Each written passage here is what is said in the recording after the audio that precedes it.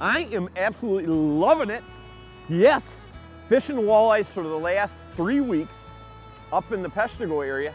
Finally a change, something different. You know, it was great catching walleyes, but you know what? Anytime I can come and learn something from Big B, the master of panfish, no doubt about it. You know, there's a lot of people that are very good at fishing panfish, and this guy is definitely one for sure. So hang on to your heinies. It is gonna be a great day. We'll throw the trolling motor in and use the live scope to find the fish. You got her, Zuparoni, Dr. Zupke. Hey Brian, so let's show everybody really what we're doing. You know, there's no doubt that when you start thinking about electronics, the advancement is absolutely crazy. And you know, today Brian's got 2 live scopes in Steve's boat here. And why are you running 2 live scopes? Well, just for customers, and one customer has one and the other customer has one, you know, because we have different schools of fish, and you know, you can't just all be casting on the same side. Well, you can, but you know, give it opportunities. Let's tell everybody too why you're using a live scope when you're pan fishing like this. Because we're in a basin here, and these fish are constantly moving, and there's a couple humps in here that these fish are going to push up against when the wind blows. But you know, I want to be able to find the biggest amount of fish that I can find, that my customers will have the best opportunity to catch as many fish as they can. And with the live scope or the Mega, you know, you're able to basically stay on these fish all the time. So you know when you're casting, that's probably the biggest part. When you know when you're casting, you know that there's fish there. I mean, that is absolutely huge.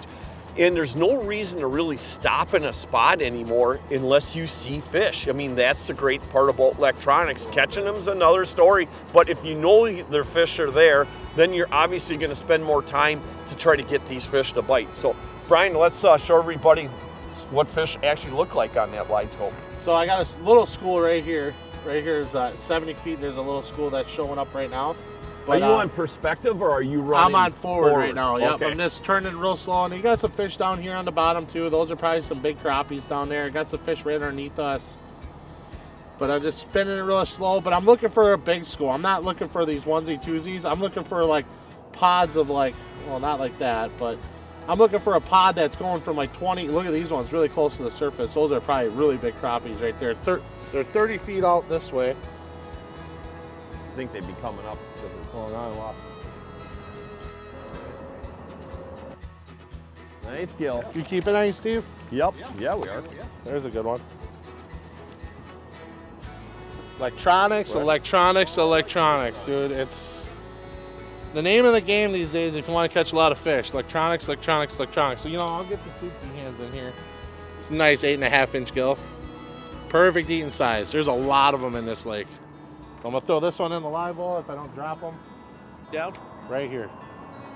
Top of the, so half, almost to my cork of my rod. All right, so you're just a tad deeper, but not much. We are with our good friend Brian Zupke, Big B's Guide Service, and we are in Madison along with our good friend Steve from Powersports. And I'll tell you what, we have got the cream of the crop day today. We've got light winds, good temperatures, the sun is shining, and I'll tell you something, it is a lot of fun to be able to switch gears from walleye fishing to pan fishing. Hey Big B, how's it going? It's going, we're getting panfish, man, my favorite. I ain't doing any of that river walleye stuff with all you gomers.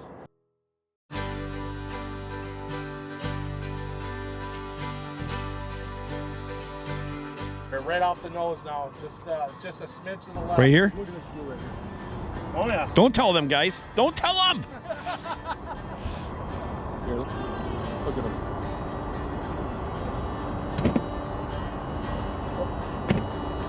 He's got it. Game on! Woohoo! I'm loving it. We are fishing. I mean, we're constantly moving with the bow. These fish are moving super fast, and using electronics to be able to stay on them is so productive, you know, and that's why I feel it's really important to get that limit to 15 panfish. Oh, yeah. So, yep, Steve, Definitely. you got one too? There's Woo! double. I'm gonna have a little crappie meal this afternoon. I can tell you that in the office with the boys. That is a lot of fun. You know, it's kind of cool too because I like this aggressive fishing because you're constantly moving, so it really keeps your mind working heavy, and you know, it's fun to be able to chase them.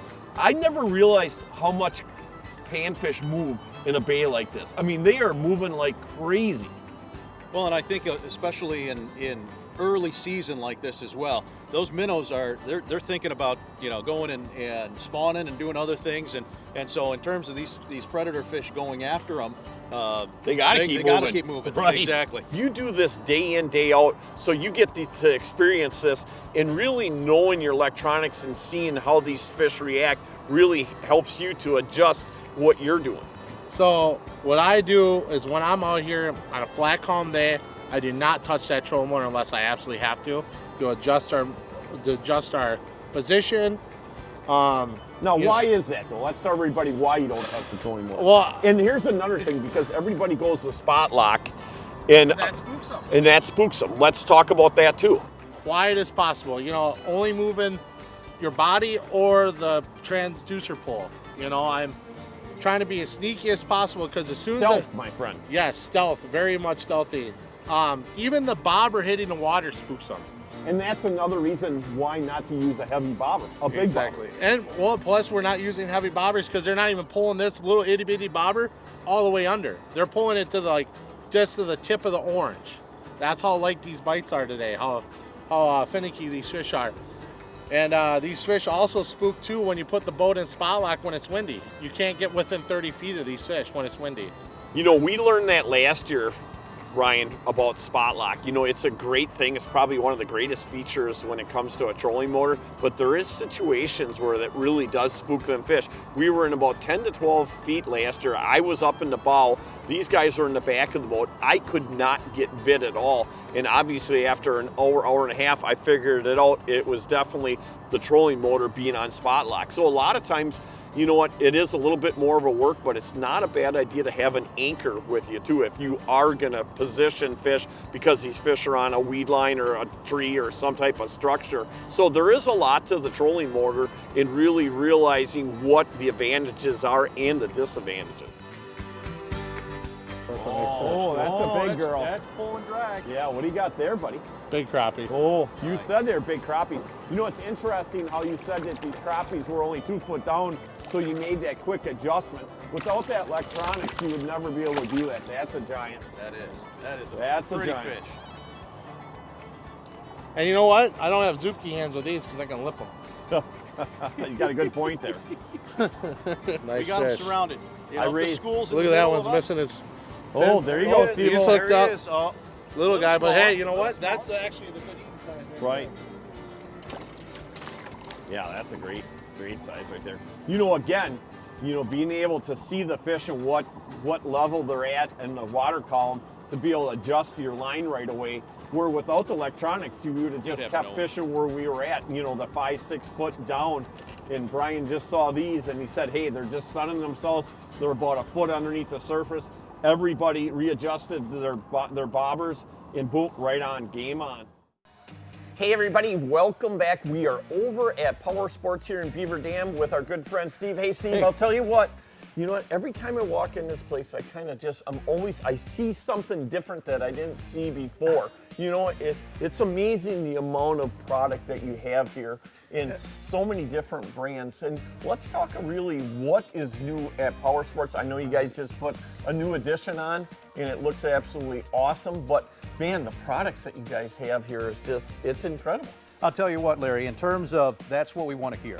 We want to hear folks that come and visit us, you know, on a regular basis.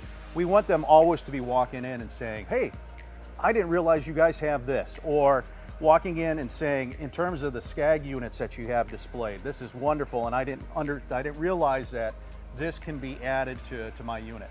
So along those lines, that's really what we want to always do. As for what we have new, I mean, you hit on it already. In terms of our addition, we're excited about that. What that does for us is, in terms of units coming in for service, you know, they all go inside. They're all taken care of. Okay. So when somebody is dropping off a unit, they don't It's not have to sitting worry. outside. It's not sitting outside. It's not I seeing hate the my elements. stuff sitting outside. Exactly. Right. I'm the same way. You know, I take care of my stuff. Our customers and our clients take care of their stuff.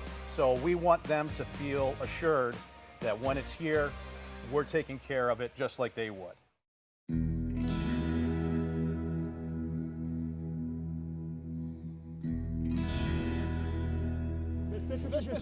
Oh, I'm watching. Steve is never gonna let us use his boat again. Look at what he just did. Look at what he did. Look at he did. Oh, look at this. Oh, that's a big one. Oh, that's a honker. Oh, is that a slob? Oh, Undo the. oh, that is a tank. Zuper, hold that baby up. You get him, bud. Yeah, I was gonna say it'll look bigger. I'm holding him. Now that is what it's all about. That's probably pushing close to 14. You know, that is a giant crappie. And again, you know, just fishing very aggressively. We haven't stopped the boat one time since we've been out here. And just, we will catch 2 or 3 in a spot right there, and then on to the next one. And it's amazing, like I was saying, how fast these schools are moving this time of year. Cold water, these fish are definitely not as active, so you really got to target. You're putting the bait right in front of their face. That's the only way these fish are biting. Ooh. What do you got going? Ooh. Oh, yeah, Zuperoni. Coming right to us. Where you're going? When I get to 35, I'm gonna slow down. Yeah, straight off the side of the boat, 25. Oh, there we go. Oh, that's a good one. That sounds like. Look at the size of that gill. That is thick. Yeah. I'm loving that right there. I'll tell you what, you know, that's kind of the cool part too, is that it's not just crappies this morning that we're fishing. We're fishing also gills. You know, and Brian, you know, you guys had just an incredible winter perch fishing again this year, huh? And the schools that we're seeing by the tens of thousands. That's incredible. So that'll be when does the perch fishing really get good for you? In the summer, July. Okay. July is right when my perch fishing gets really good. You get it close. Probably. All right. Oh, there he is. Like, ooh, I'm loving it. From a crappie to a gill, back to another gill.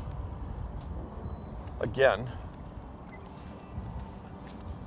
this is a lot of fun there, Zuper. Dude, isn't it a blast? Right? This is a blast. I just, absolutely the idea of knowing that every time I cast that there's fish in front of me. 25.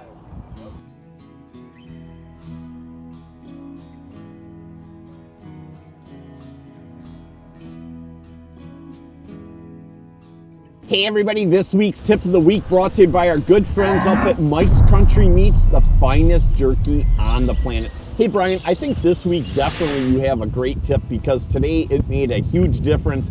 And let's talk about the setup that you use for bluegill, crappie fishing, your panfish setup too.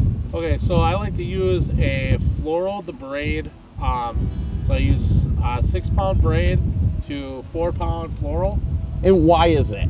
The braid floats and the floral sinks, so Okay. it's kind of like an extra weight to get that weight, or the bait down to the fish faster. Okay. You know, and that is obviously with the braid, you can get the distance out of it. Yep. You have obviously better hook setting, especially like today, the wind picked up a little bit on us too. But the fluorocarbon is key because fluorocarbon sinks. So like you're saying, so you're using a small tungsten jig and you're using a 4-pound test fluorocarbon. Yep. You know, and let's talk a little bit today about the bobber because, you know, I think the bobber really, when you're talking about things as far as how spooky these fish were and how sensitive the bite was. If you use a heavy bobber or a bigger bobber, you're going to spook the fish and you're not going to see that light bite. Oh yeah, you will not see that bite at all on a rocket bobber or a regular, you know, stick bobber. And there's times for all them bobbers, Yeah, but it's exactly. not definitely on the bite that we were on today. Yeah, because you were barely seeing that bobber go to almost this to the tip. That was it. That was all the further you pull that bobber under when they. So, you know, having that light bobber, light line, very finesse, makes a huge difference. And a nice 7-foot rod to get that bait out there. No doubt. Hey everybody, again, this week's tip of the week brought to you by our good friends up at Mike's Country Meats, the finest jerky on the planet. Built for fishermen, built by fishermen. Really, that says it all. It's the family here. It's not a big conglomerate, it's a family. They treat you feel like you're in a family, you know. When you put those two together, an amazing product and amazing people, it's just the type of company you want to be involved with. Not only because of just the great boats, but because of the camaraderie that the Warrior family has. The customer service is amazing. They never leave you hanging. So come join the Warrior family. Hey everybody, welcome to our LeRoy lunchtime. Hey, I got Josh from the meeting place in Mayville. You know what, I'll tell you what, Josh. Hey, you're not gonna believe this. This is not too far from Mayville, but these are from our good friends over at Golds' Apple Orchard, and we've got the Honey Crisp Brat. You know, and the cool part about LeRoy's is they have over 60 different flavors of brats. Yeah, they want me to use every one of them at the meeting place. Are you kidding me? They want me to. Holy man, and you have never had the Honey Crisp Not yet. brat. This is new for me. Okay, so we got the grill going outside. Let's go out there and throw them on there and show everybody how these babies cook up and what they taste like. Let's do it.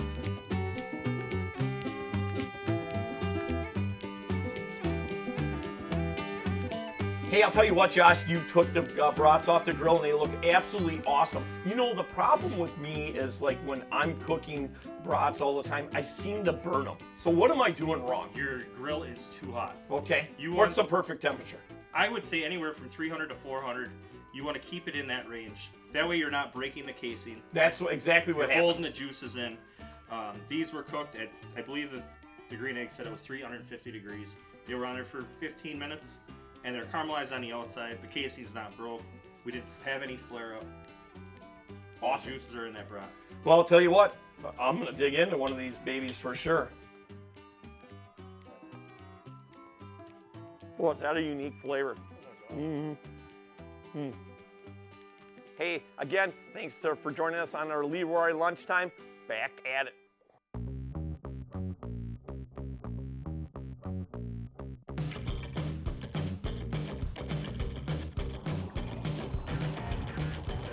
Right where Larry is.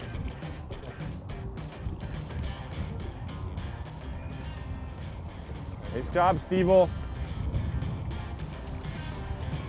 Whew, it has turned on. Ever since I was a child, now it's showing its ugly face. What can I do?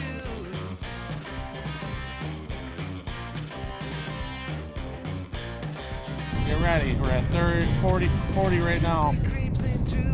I'm gonna get to about 25. Is that? Are you popping up that donut I didn't get yet? There he is.